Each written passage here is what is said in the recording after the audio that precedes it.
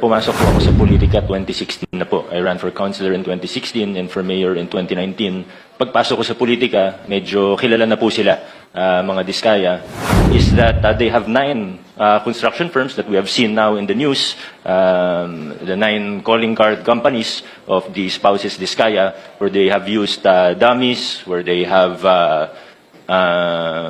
become huge contractors. Mr. Diskaya has been recently convicted of 2 counts of katunayan, flood control projects pa lang po ito. Hindi bababa sa 100 billion pesos ang total contracts po nila sa ating pamahalaan. Dito sa kaso na ito, ang sinungaling ay asawa ng magnanakaw. Pinagyabang po nila yung lifestyle nila na sobrang, sabi nga po nila sa isang interview, 11 digits. Sabi po nila, pinagyayabang nila, 11 digits. Sabi ni Ma'am Cesara, 11 digits ang assets nila. So ito, nakikita po natin, hindi lang sila basta naglalaglagan, gusto nila magulo ang kwento. Gusto nila lituhin tayo. The oath is being used, Your Honor. Thank you. Before proceeding to Mr. Diskaya, Pasig City Mayor Vico Soto is here, and we would want to be able to get a statement from him, particularly relating to the Diskayas, because he had made a statement last night on the matter relating to half-truths. No? So, Mayor Vico, do you have a statement, or are you ready to answer questions, please?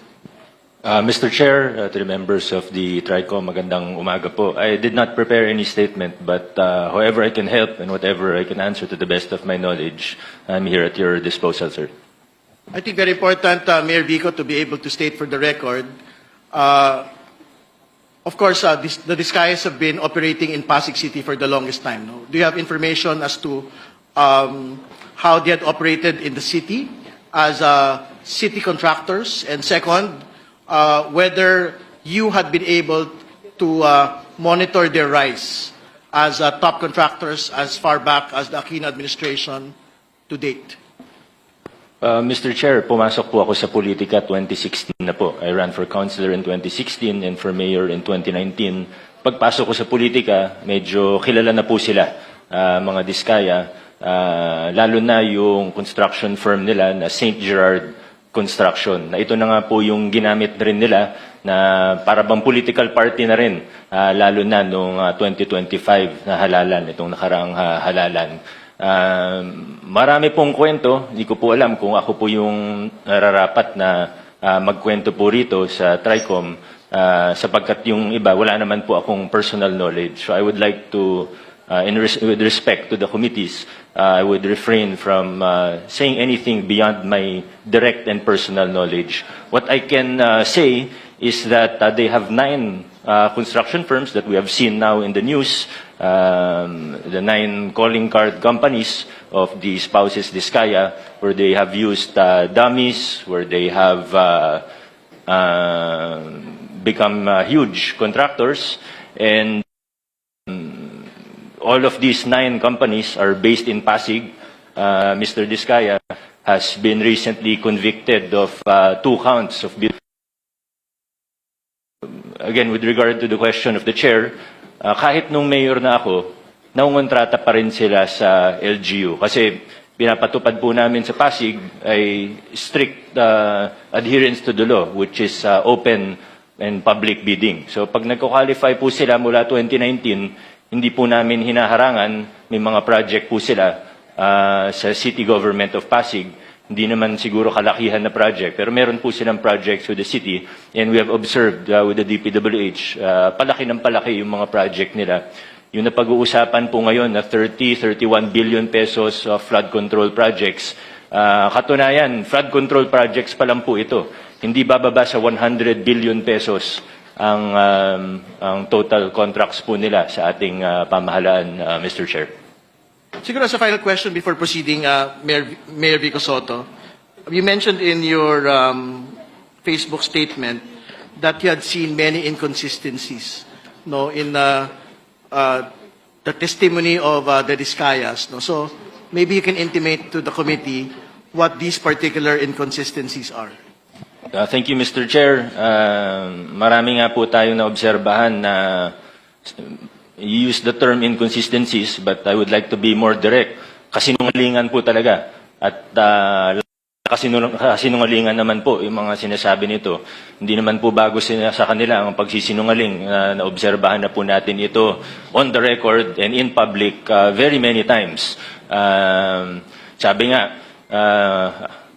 dito sa kaso na ito, ang sinungaling ay asawa ng magnanakaw.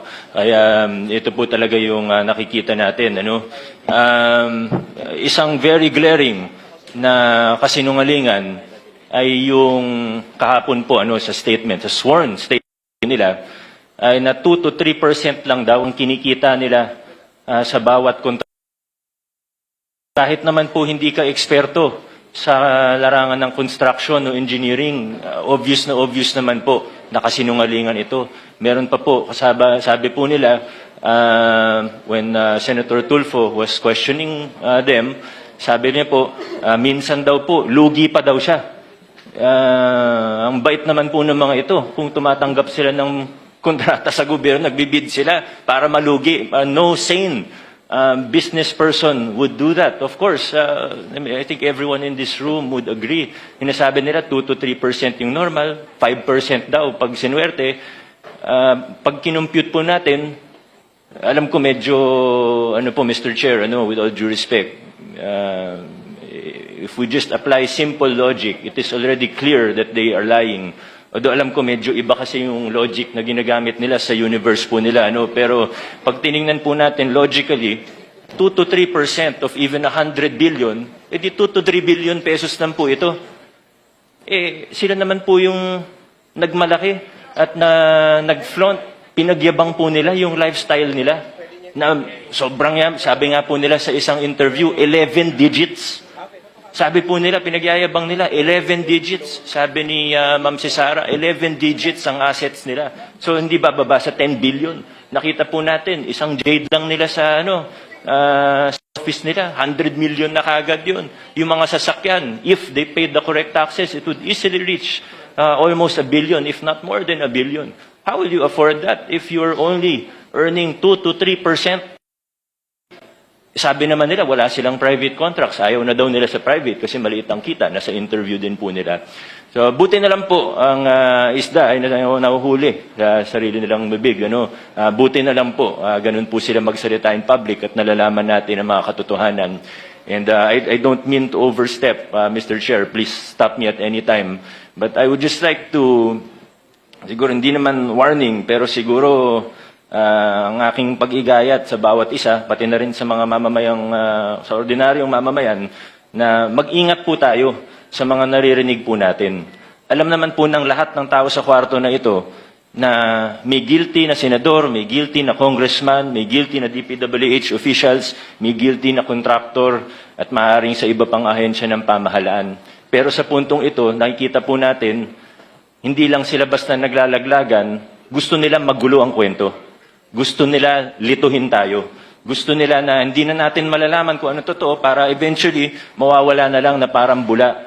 Magkakalituhan na tayo, hindi na natin malalaman kung anong totoo sa hindi. Magbabanggit na lang ng kung ano, na wala naman silang pruweba o ebidensya. Sa mga pangalan na nabanggit niya po kahapon, naniniwala ako may iba doon, totoo. Pero hindi tayo they have to present evidence, of course. And I think we really have to be careful because in our experience with them, in my experience with them, Mr. Chair, these are people who are really capable of lying without batting an eyelash. So we have to be very careful in how we proceed. Right. Thank you, Mr. Thank Chair. you, Mr. Chair.